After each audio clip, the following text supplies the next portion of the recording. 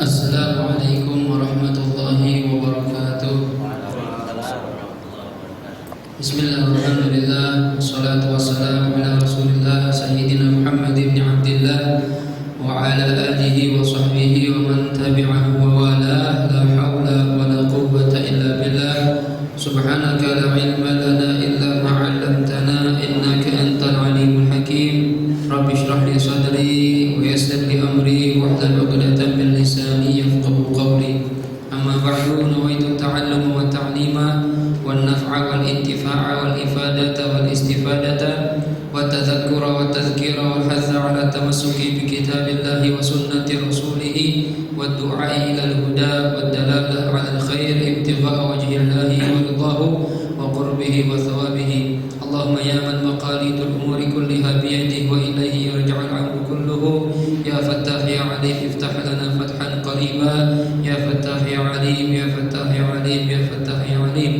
Allahumma aghnini bil 'ilmi wa zayyinni bil hilmi wa akrimni bit taqwa wa jammilni bil 'afiyah. Allahumma arzuqna fahman nabiyyin wa hifdhal mursalin wa ilhaman malaikatil muqarrabin bi rahmatika ya arhamar rahimin. Hadirin wal hadirat rahimakumullah. Alhamdulillah, di siang ini kita bisa berjumpa kembali, bermuwajahah, melanjutkan ta'lim kita, pelajaran kita, yang mana pengajian kita terakhir masih tentang bab wudu, ya, masih di awal-awal bab wudu, di mana sebelumnya sudah kita terangkan tentang fadilahnya berwudu, ya. Bahkan kita dianjurkan untuk senantiasa mudah watul wudu. Jadi kita senantiasa dalam kondisi berwudu terus. Ya, ini kata para ulama salah satu hal yang menyebabkan kita meninggal dalam husnul khatimah dan memudahkan kita dalam membaca kalimat syahadat nanti ketika meninggal dunia. Usahakan setiap saat kalau waktu kita batal langsung ambil wudu lagi, gitu ya. Terakhir kalau nggak salah pembahasan kita itu mengenai tentang furudul wudu, fardu-fardunya berwudu, yang mana arti dari fardu ini adalah sesuatu yang harus ada. Kalau satu dari hal-hal ini tidak ada, satu saja kurang, maka wudu ini tidak sah. Ini arti fardu atau wajibatul wudu, perkara yang wajib ketika wudu. Ada berapa jumlahnya? Ya, diterangkan dalam Al-Quran 4, ditambah lagi dengan hadis dan fi'lun Nabi menjadi 6. Fardu wudu itu ada 6. Ya, kita kembali mengulang. Ya, dimulai dari niat dengan dalil innamal a'malu binniyat. Sesungguhnya segala sesuatu itu tergantung niatnya. Kalau ada orang gayanya wudu, cuma ente ngapain? Anda cuci muka, cuci tangan, ya berarti bukan wudu. Walaupun sama persis seperti wudu. Karena niat itu bisa membedakan. Sama seperti duduk di masjid. Ada yang duduk aja, ada yang niat i'tikaf. Makanya nilai pahalanya beda. Kalau bapak duduk doang, tiduran doang, tanpa niat i'tikaf, maka ada pahala i'tikaf. Tapi kalau sudah niat i'tikaf, walaupun duduk, walaupun tiduran, tetap dapat pahala i'tikaf. Ini yang membedakan antara ibadat dengan adat, antara ibadat dengan kebiasaan, ya. Bedanya dengan niat. Nah, kemudian termasuk furudul wudu adalah ghuslul wajhi, membasuh wajah. Kemarin sudah terangkan tuh batasannya wajah dari mana sampai mana, panjang lebarnya sudah terangin ya. Ya, termo terakhir itu sudah diterangkan. Kemudian ghuslul yadaini ma'al mirfaqaini, membasuh kedua tangan bersama sikut, kedua sikut. Ya, tangan ini dalam bahasa Arab terkadang berarti sampai pergelangan tangan. Ya, terkadang berarti cuma telapak tangan saja, terkadang berarti begini ya sampai sikut, terkadang berarti seperti ini, ya. Ketika orang mencuri mencapai nisab, maka potong tangan. Apakah tangannya sampai sini atau sampai sini? Ternyata sampai pergelangan tangan saja. Ini beda. Dalam berbagai bab itu beda hukum pengertian tangan yang dimaksud dengan tangan dalam syariat yang mana. Tapi dalam bab wudu yang dimaksud tangan di sini dari mulai ujung jari sampai sikut. Kalau bisa dilebihkan supaya yakin kena semuanya, ya. Ini tangan kanan, tangan kiri sama hukumnya. Nah, bagaimana seandainya ada orang tangannya panjang banget, ya, sampai kaki, ya? Kalau seandainya ada sikutnya, tetap dia harus sampai sikut. Tapi kalau enggak bisa lurus saja udah nggak ada sikutnya, ya? Atau normal tapi nggak ada batasan sikutnya, aku begitu misalnya, naudzubillah, Allah ciptakan seperti itu. Ya kan ada yang aneh-aneh dari manusia itu, ya manusia aneh. Nah gimana? Berarti dia membasuh seperti ukuran tangan orang yang normal. Misalnya dia sikutnya sekian senti segini, ya ikutin orang segini, nggak usah sampai sini. Ya, sama seperti wajah kemarin. Batasan wajah kan dari mulai tumbuhnya rambut sampai zidin, ya, sampai dagu atau lahyain, sampai kedua rahang, ya sampai sini di wajah, dari kuping sampai kuping. Kalau seandainya orang rambutnya botak dari lahir, nggak nunggu-nunggu. Nah, tempat tumbuh rambutnya mana Ustaz? Nggak ada. Apa dari sini masuk mukanya? Enggak, karena muka itu ya, begini namanya wajah itu. Ya, disapa wajah, ya dinamakan wajah dengan sebutan wajah atau muka. Kenapa? Karena dipakai untuk mewajah, berhadap-hadapan. Nah, berarti kalau orang yang seperti ini atau dulunya punya rambut, tapi karena udah jadi saking pinternya, jadi profesor, rontok semua rambutnya, ya, atau salah pakai sampo, jadi botak semua di sini. Bagaimana? Apakah basuh dari sini atau dari tempat biasa? Dari tempat biasanya. Nah, seperti itu ya. Ini. Nah, kemudian fardu yang keempat adalah mashu ba'dir ra'si, membasuh, beda ya. Tadi memusat sebagian kepala. Kalau tadi membasuh, ghusl bahasa Arabnya. Kalau sekarang mashu, memusat. Bedanya apa? Kalau kalimat ghuslu, wajah pakai kalimat ghuslu atau ghuslu, ya. Tangan pakai kalimat ghuslu, kaki pakai kalimat ghuslu. Tapi kalau kepala kok paling Al-Quran pakainya wamsahu, mashu. Artinya apa? Kalau ghusl itu air harus ngalir. Jadi nggak boleh kita basuh wajah begini, tempel-tempelin doang sampai rata, nggak cukup. Atau ambil tisu basah kita peperin, nggak cukup. Kenapa? Karena tidak ada air yang mengalir. Beda kalau bapak ambil air kemudian bapak puter-puter ini ada aja bapak sebelum dilepas, itu masih nggak apa-apa karena ada air yang mengalir di sini. Atau ambil air, ya secukupnya, kemudian kayak seperti orang-orang Afrika tuh butuh karena airnya sedikit irit. Jadi ambil air, begini tangan digerak gitu. Ini boleh, kenapa? Karena airnya masih mengalir di situ. Selama belum bisa. Kalau sudah bisa, namanya musta'mal, air bekas. Ini nggak bisa dipakai lagi buat wudu. Ya, cuma selama masih nempel di situ, ya, ini masih boleh digunakan untuk berwudu. Nah, tapi kalau mashu ini dalam bahasa Arab artinya wusulul balal, menyampaikan atau sampainya basah. Yang penting basah aja. Jadi nggak perlu kita guyur rambut kita atau kepala kita, walaupun ambil air sedikit cukup diginikan. Ini mazhab Imam Syafi'i.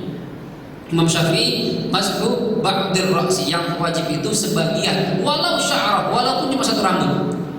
Ya, contoh kita wudu begini ambil air. Nah, gimana? Cukup nggak? Cukup. Makanya kalau kita pakai peci nggak harus kita buka semuanya, cukup gini aja deh cukup. Ya, tapi nanti ada syarat. Dengan syarat yang kalau ingin membasuh kulit kepala, ini Pak, aman, gampang sampai sini dalamnya, oke.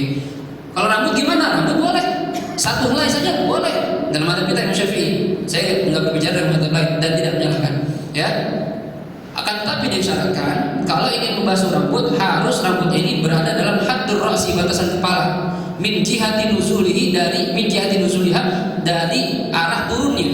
Nah, arah turun ada 4. Ya.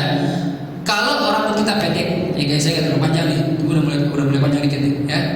Ini membasuhnya karena dia nggak ada yang keluar batasan kepala, ya, boleh di mana aja. Ah, saya basuh di sini Ustaz, boleh.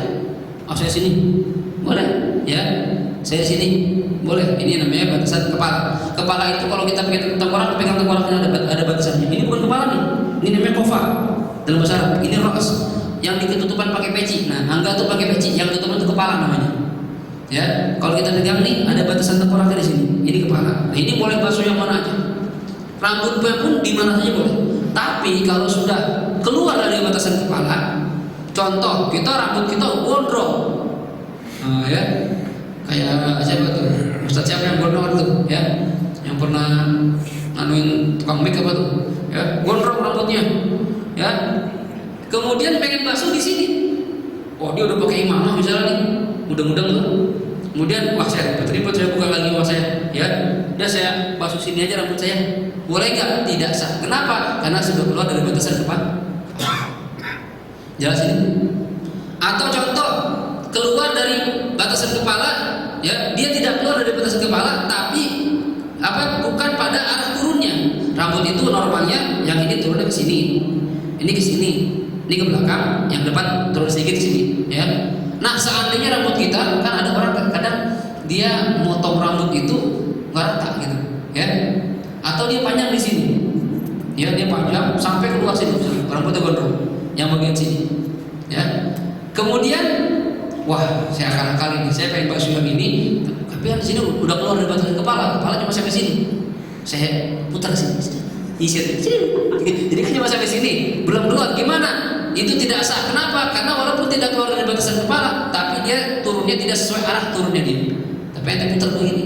Nah itu ya. Itu kalau mau bicara detail. Cuma insya Allah orang kalau wudu nggak sampai seperti itu. Ya. Nah ini wajibnya dalam mazhab Imam Syafi'i. Walaupun satu rambut dalam batasan kepala dan tidak keluar dari arah turunnya, ini dikatakan sudah sah wudunya. Tapi sunnahnya nanti dibahas. Bagaimana sunnahnya? Ya. Mazhab Imam Malik seluruhnya harus kena. Mazhab Imam Abu Hanifah ya minimal 1/4. Nah, begini atau begini atau begini atau begini. Ini ya. Ini itulah perbedaan di antara para ulama fikih, dan ini merupakan perkara yang nikmatnya, yang enak ya, tidak memberatkan orang-orang awam. Nah, pentingnya kita belajar mazhab itu ya, berbeda pendapat di antara para ulama agar kita tidak gampang nyalahin orang lain. Gitu ya. Ini kadang-kadang kita ngaji satu guru aja. Ya, kalau gurunya bilang begini, udah yang paling bener dah. Orang bilang B salah, udah salah. Guru saya bilang begitu, nggak bisa begitu juga. Ya, ngaji dulu, ngaji yang banyak, bahas kitab, baca kitab-kitab yang banyak, baru ente boleh berpendapat. Ya, jangan cuma satu nyalain orang. Akhirnya begitu tuh, ya bid'ah ente sesat ente. Ya, karena itu doang yang baca itu doang. Ya. Nah kemudian kembali ke sini. Tadi kan kalau kepala kalimatnya masuk, mengusap. Jadi walaupun cuma begini doang, atau ente ambil tisu atau ambil selape ente basahin, taruh sini cukup. Yang penting ada basah di kepala. Ya, ini kalimat masuk. Beda dengan kalimat ghusl. Jelas kira-kira? Ya. Kemudian yang kelima, ghusl rijlaini ma'al ka'bain. Membasuh kedua kaki sampai mata kaki. Ya, membasuh kedua kaki sampai mata kaki. Ini kalimat ghusl berarti harus airnya mengalir. Ya, boleh kita guyur dari atas ke bawah, boleh dari jari ke atas. Kalau misalnya pakai keran biasanya kan begitu, di kaki, jari, ya, atau kita guyur dari atas boleh juga. Ya, jelas kira-kira ini. Atau boleh dimasukkan ke kolom yang airnya lebih dari 2 bulan. Kalau di pesantren itu, mungkin pesantren di Jawa yang masih tradisional itu tempat wudunya kolom, ya, kolom itu jadi rame-rame. Kalau yang nggak biasa geli itu, ya, jadi dia rame-rame di situ. Akhirnya banyak. Cuma kan orang banyak itu banyak. Ya kalau bagi orang-orang kota mungkin jijik gitu ya. Cuma kalau di pesantren itu biasa, ya, biasa. Dan di bawahnya itu ada kolom lagi. Jadi ketika masuk situ, itu kaki udah kerendam di situ dan airnya banyak, lebih dari 2 bulan. Gimana nih? Kalau airnya itu suci, tidak berubah, nggak ada najis sama sekali dan tidak berubah, maka boleh kita tinggal goyang-goyang kaki kita. Ya. Dan biasanya di pesantren itu setiap selesai wudu itu ada tangga, dan di tangganya itu ntar ada kolom lagi kecil lagi, ya, basuh kaki yang kotor. Gitu. Nah ini cukup kalau airnya itu suci dan tidak ada najisnya dan lebih dari 2 bulan. Kalau seandainya kurang dari 2 bulan, ya berarti ntar dipakai airnya mustakmal. Itu kan banyak, ya, sudah terpisah.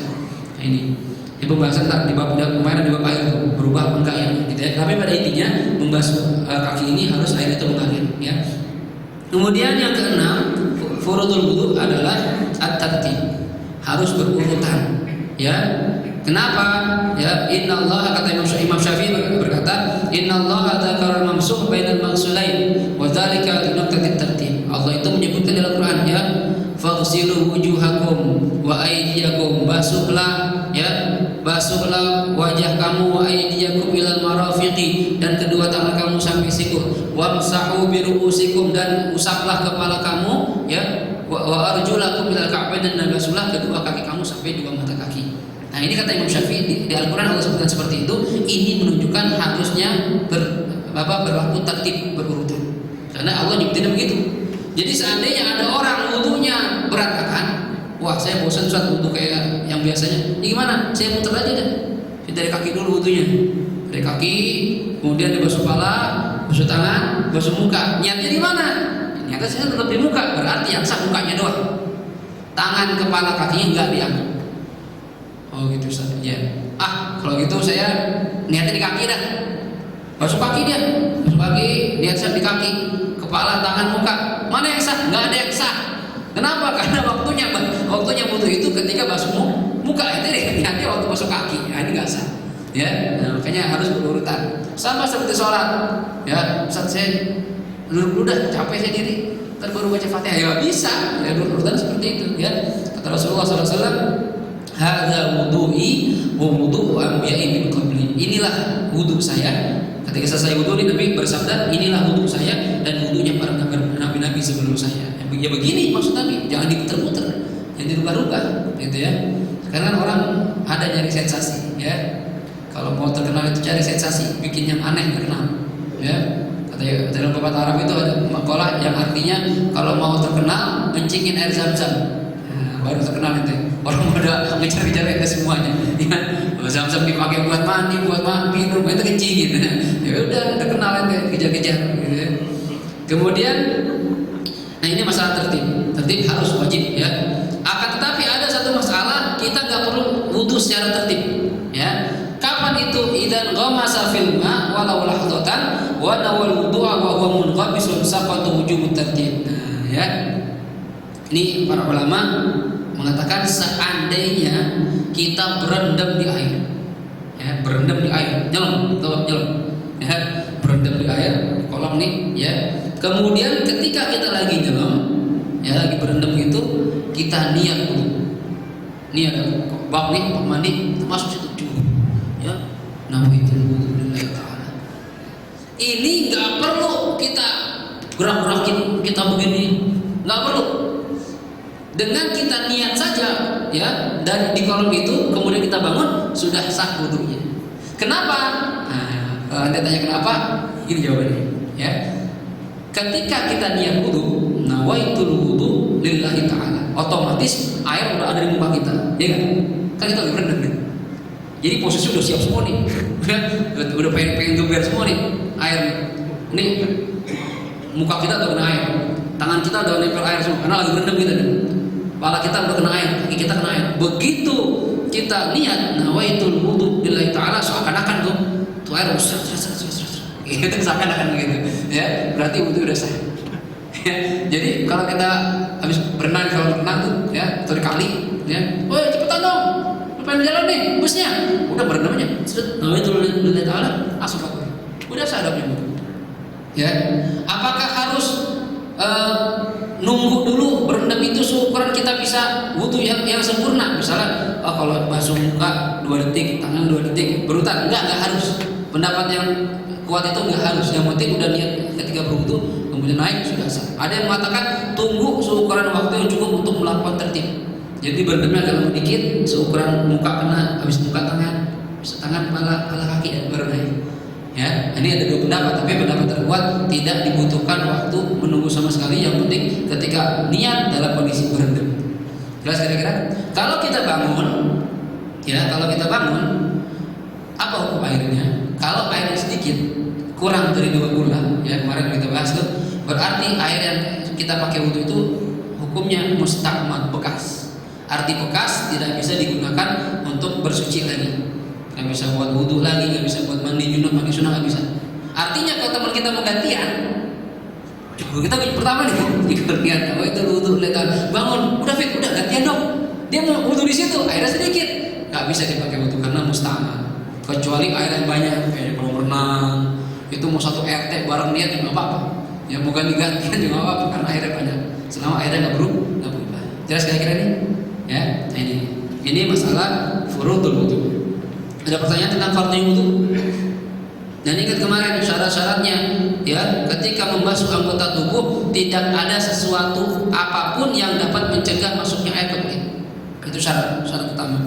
Artinya kalau muka kita, ya, ada apalagi yang artis atau cewek make up, maaf nih, yang mana sudah saya singgung itu, perempuan yang pakai make up, silakan Anda pakai make up lah, mempercantik diri, asalkan niatnya buat suami. Ini kadang di kantor cakep, kondangan cakep, di rumah berak-berakan. Jangan, ya. Kalau mau make up tuh bilangin istri kita, mah beli make up mahal-mahal boleh, tapi pakai buat saya. Itu depan kita. Silakan dia pakai parfum yang 2 juta nggak apa-apa kalau punya duit, ya. Kalau punya duit jangan kuyak ya, utang-utang. Pakai dan tuh, tapi depan kita. Ya, ketika keluar ya biasa-biasa aja, make up ala kadarnya aja, nggak usah yang wah-wah gitu, nggak usah minta-minta. Bahkan dalam satu riwayat Nabi pernah mengatakan wanita yang keluar rumah pakai parfum, ya supaya kecium bau parfum sama cowok-cowok lain, fahiya zaniyah, maka seperti wanita berzina. Alhamdulillah. Hati-hati nih perempuan dalam Islam itu dijaga banget tuh, nggak kayak laki. Ya, jadi Islam itu sangat mencintai wanita, dijaga kehormatannya, auratnya ditutupin. Lihat barang-barang mahal di mall, ya. Kalau barang mahal itu diplastikin tuh, bener gak? Iya, barang mahal diplastikin, taruh plastikin. Kayak kita mau masuk pakai sandal jepit juga ditanya, Pak ngapain Pak gitu? Karena yang harus memiliki itu harus orang-orang yang mampu. Islam pun seperti itu, sama seperti ya menghargai wanita itu laksana perkara yang mahal, yang indah.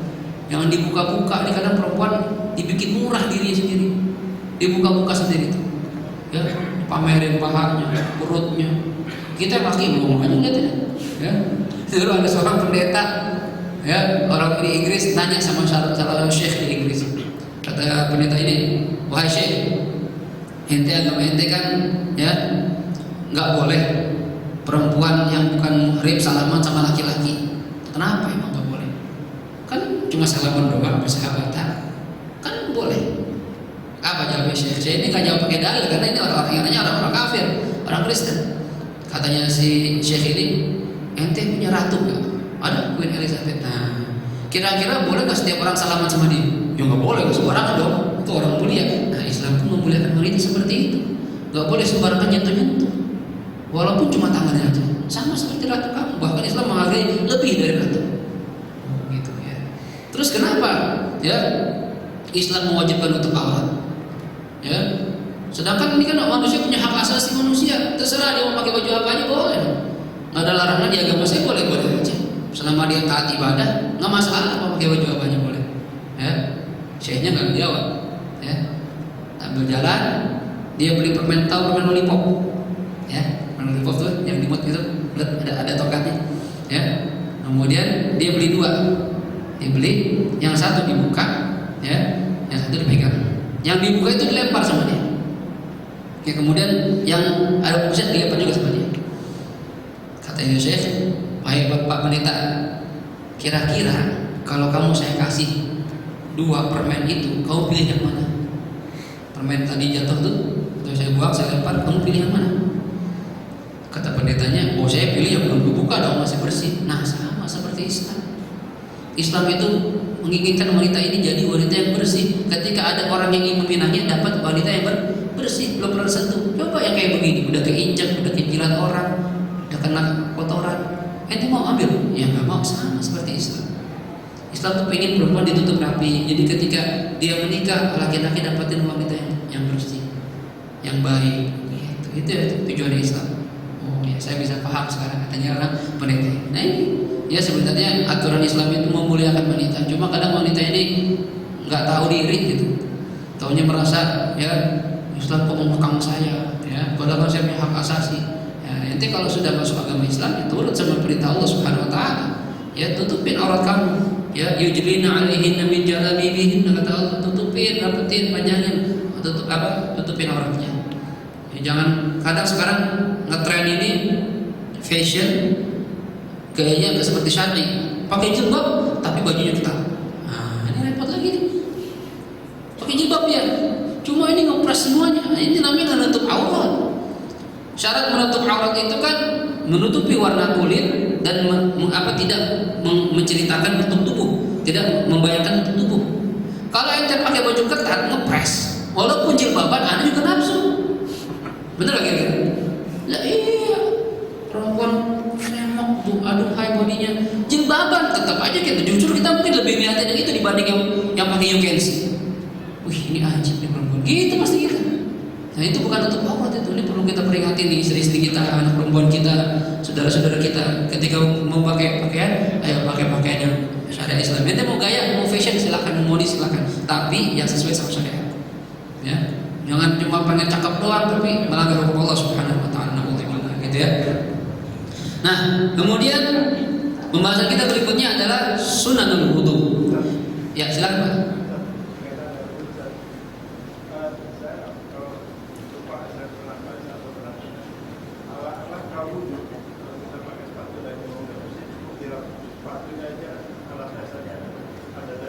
Oh ya, bagaimana kalau kita pakai sepatu, kita berwudu pakai sepatu, boleh nggak cuma usap sepatunya saja? Ya, ini ada permasalahan dalam bab masul khufain, bab membasuh dua sepatu. Nah, ini memang pernah dikerjakan oleh baginda Rasulullah Sallallahu Alaihi Wasallam, tapi apabila memenuhi syarat-syaratnya, ya, ini babnya panjang sebenarnya.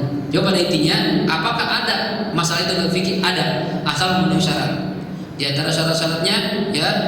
Di antara syarat-syaratnya sepatunya itu harus sepatu yang kuat dipakai berjalan. Pakai berjalan dalam ukuran misalnya kita musafir minimal 3 hari perjalanan, nggak usah.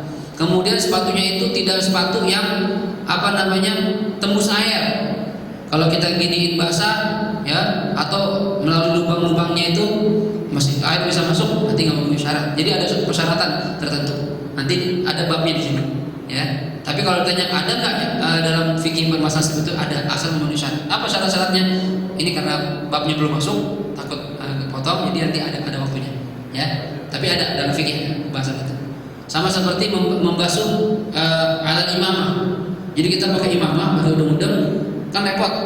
Oh, begini lagi berantakan lagi, imamahnya berantakan. Ada yang dalam fikih itu membasuh imamahnya saja sebagai ganti kepala. Ini ada pembahasan khusus. Ya, mohon maaf, jadi saya nggak bisa terangin sekarang karena panjang itu syarat-syaratnya. Tapi ada dalam fikih, ya. Insyaallah ntar pada waktunya. Gitu. Lebih enak keluar pada waktunya. Kalau belum waktunya keluar enak. Gitu. Ada lagi mau nanya?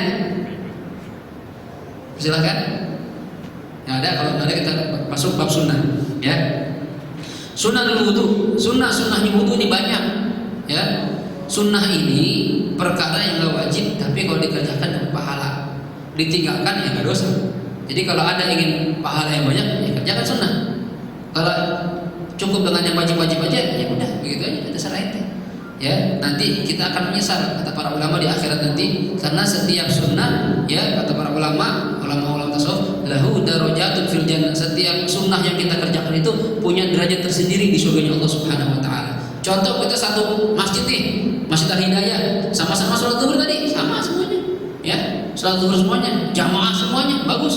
Yang satu qobliyah ba'diyah, yang satu qobliyah ba'diyah plus wirid, plus yang satu lagi pakai siwak, plus yang satu lagi doa. Nah, ntar di akhirat lain-lain itu. Jangan ente protes sama Allah, ya Allah kan sama-sama jamaah di Al-Hidayah nih, kenapa surganya beda levelnya? Nah, kenapa? Karena yang satu kerjakan sunnah, yang satu meninggalkan sunnah. Dan sunnah ini nanti faedahnya kata para ulama bisa menambah kekurangan kewajiban kita. Contoh sholat fardu kita kadang ada yang kurang khusyuk misalnya. Nah, dengan sunnahnya lagi sunnah khusyuk, nanti bisa membantu tuh, ya, kekurangan kita di hadapan Allah Subhanahu wa taala.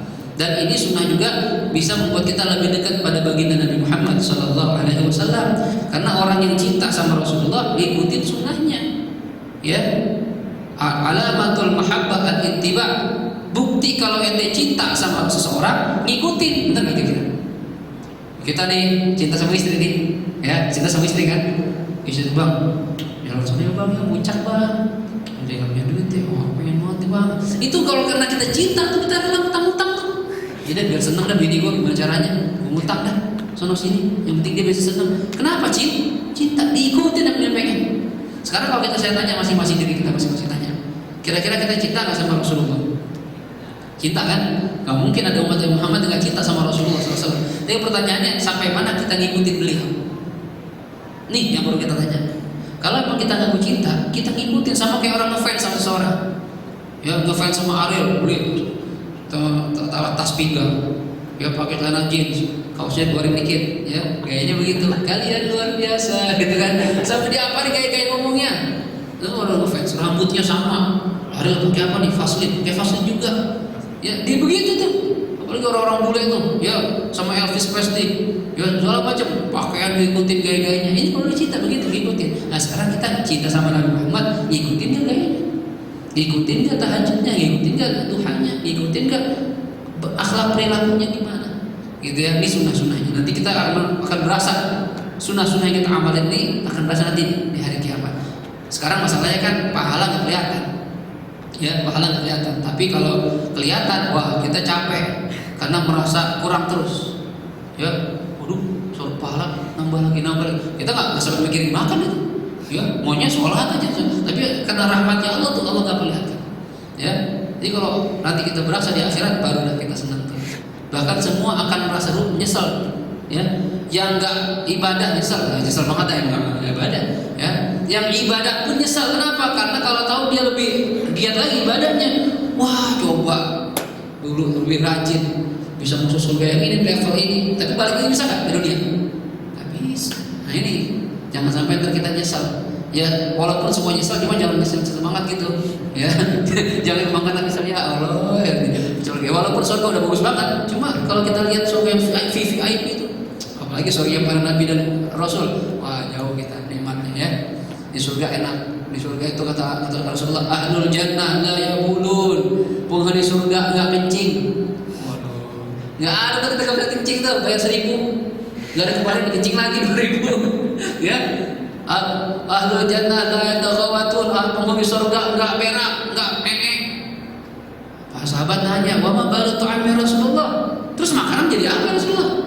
Enggak kencing kan berak. Apa kata Rasulullah? Jusaun. Tahu jusaun? Apa tuh?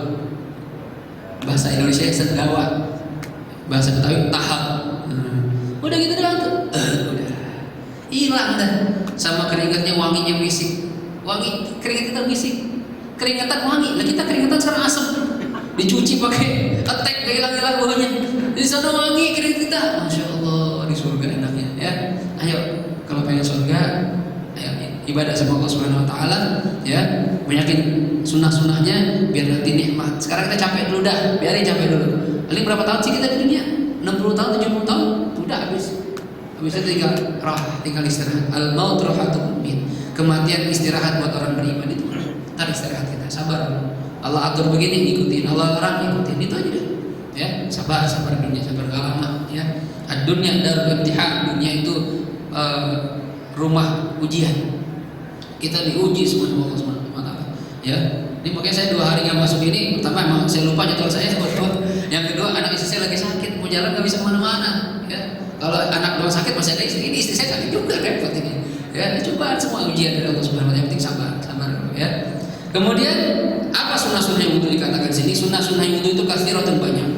Awsalaha ba'dhum ila 70, bahkan para ulama mengatakan sampai 70 sunnah dalam wudu. Bayangin nih, banyak sunnahnya, ya.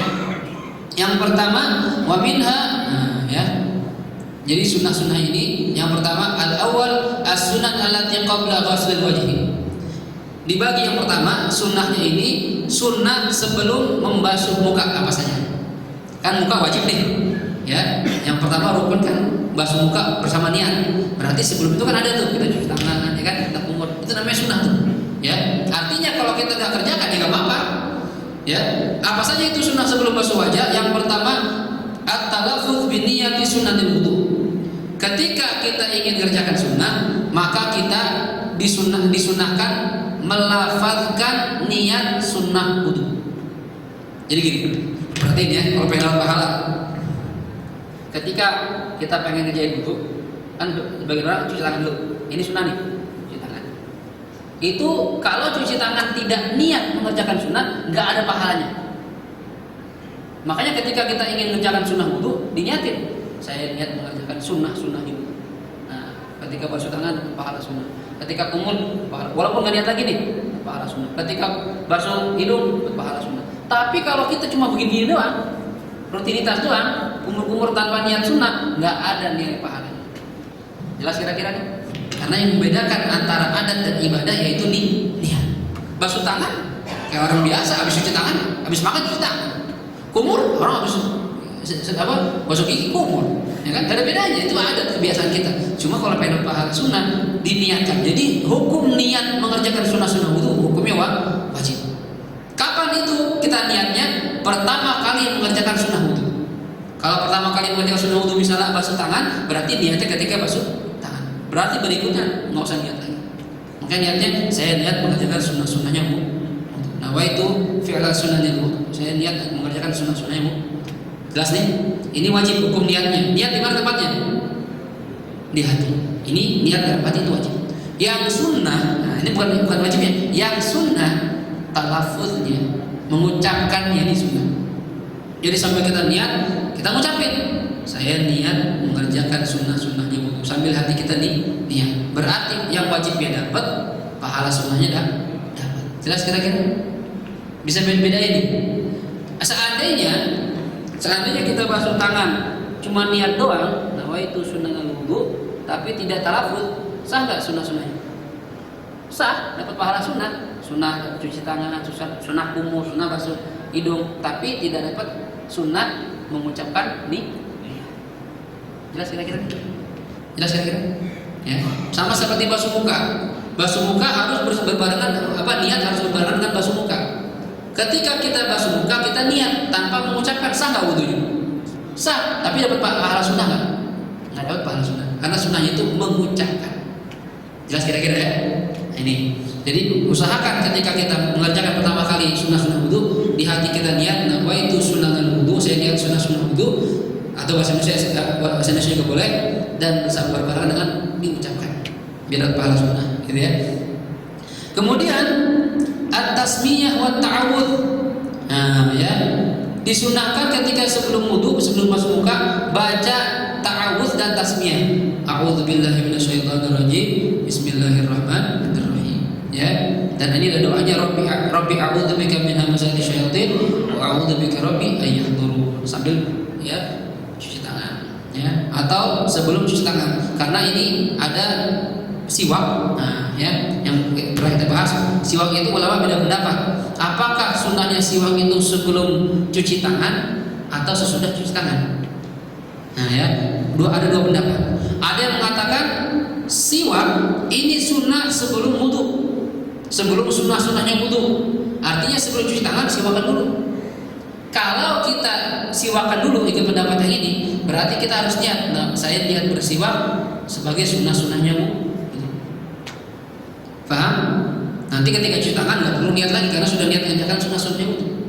Tapi kalau yang mengatakan pendapat kedua, siwak itu masuk dalam sunnah setelah cuci tangan. Berarti cuci tangan dulu sambil niat, nawaitu sunnahal wudu, kemudian bersiwak, ya.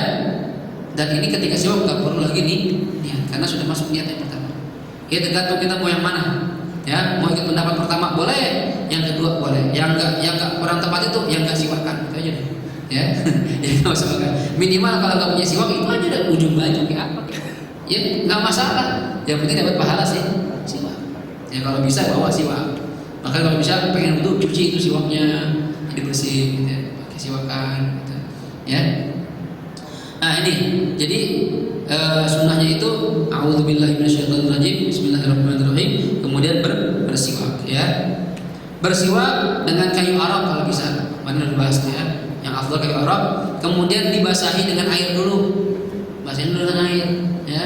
Dan bersiwak sunnahnya dengan tangan kanan, bukan tangan kiri, ya. Mana doanya sudah kita ajarin sambil baca doanya. Nah, setelah a'udzubillah ta'awudz bersiwak, ya. Kemudian ghuslul kaffain, membasuh kedua telapak tangan. Nah, ini dibasuh nih. Ilal ku'ain sampai mana? Sampai pergelangan. Niku tulang yang menonjol pergelangan. Ya. Kemudian wa yusannu ghusluhuma ma'an. Dan sunnahnya ini ketika basuh dua telapak tangan, sunnahnya berbarengan, jangan atu-atu. Jadi enggak sunnah nih nyalain keran. Enggak, sunnahnya bareng. Keran nyala. Ya, itu sunnahnya. Sambil baca doa, Allahumma inni as'aluka yumna wal barakah wa a'udzubika minasyu'mi wal halakah. Itu sunnahnya. Ya, di kitab Bidayatul Hidayah Imam Ghazali menggunakan doa-doanya itu. Walaupun ulama mengajarkan ini, Nabi nggak pernah ajarin, ya, doa-doa ini, tapi perkara yang baik kita baca ketika kita mengerjakan sunnah-sunnah dan fardu-fardu yang itu, ya. Jadi kalau orang-orang Salafi nggak mau tuh, nggak beda-beda, nggak usah dibaca. Ada doa, Allahumma inni as'aluka yumna wal barakah. Kalau saya memohon anugerah dan keberkahan, wa A'udzubika minasyubi wal halakat, dan saya mohon dilindungi dari perkara-perkara yang jelek dan kebinasaan. Kan bagus doa nih. Itu kalau orang yang nggak demen nggak mau. Ada saya baca. Nabi nggak baca ya. Bukan semua perkara yang Nabi nggak kerjakan itu nggak boleh. Ya, kalau semua yang Nabi nggak kerjain itu nggak boleh, repot kita. Kita nggak boleh pakai handphone. Nabi nggak pernah punya handphone. Ya, nggak boleh pakai jam. Nabi nggak pakai jam. Mobil saya nggak bisa, naik onta saya jadi.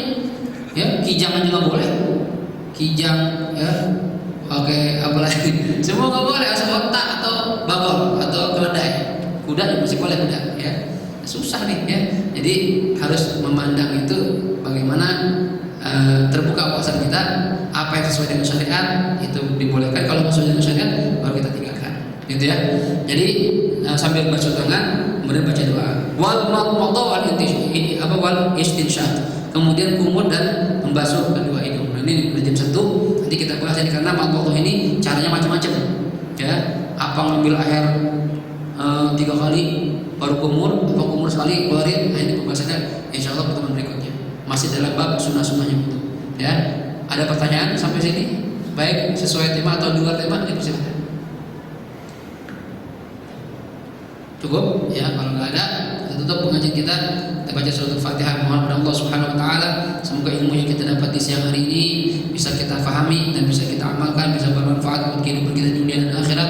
Dan mudah-mudahan juga ya hadirnya kita di siang hari ini mendapat barokah dari Allah Subhanahu wa taala, ampunan dari segala dosa-dosa kita, dan juga kita doakan orang-orang tua kita sudah meninggal dunia, guru-guru kita yang telah memberikan ilmunya pada kita, mudah-mudahan mereka di alam barzakh ini diampuni segala kesalahannya, diterima amal ibadahnya, menjadi kubur mereka radha min dzurriyyatil jannah. Dan semoga Allah jadikan kita orang yang saleh yang taat pada Allah Subhanahu wa taala, Rasulullah sallallahu alaihi wasallam. Allah jadikan keluarga kita sakinah, mawaddah warahmah, istri kita istri yang salehah, keturunan kita keturunan saleh dan salehah. Allah beri rezeki kita yang halal, yang berkah, yang cukup, yang baik dan yang banyak, yang tidak menyusahkan kita di dunia maupun di akhirat. Allah berikan kita panjang umur dalam sehat wal afiat. Allah berikan kepada kita segala hajat-hajat kita baik dunia maupun akhirat, dan kita mohon hati kita dalam husnul khatimah. Ala hadhihi niyyah wa likulli niyyatin salihah wa ila hadratin Nabi Muhammadin sallallahu alaihi wa alihi wasallam. Al-Fatihah. A'udzu billahi minasyaitonir rajim. Bismillahirrahmanirrahim. Alhamdulillahi rabbil alamin arrahmanir rahim maliki yaumiddin. Iyyaka na'budu wa iyyaka nasta'in. Ihdinas siratal mustaqim. Siratal ladzina an'amta 'alaihim ghairil maghdubi 'alaihim waladdallin. Amin. Astaghfirullahaladzim. Bismillahirrahmanirrahim.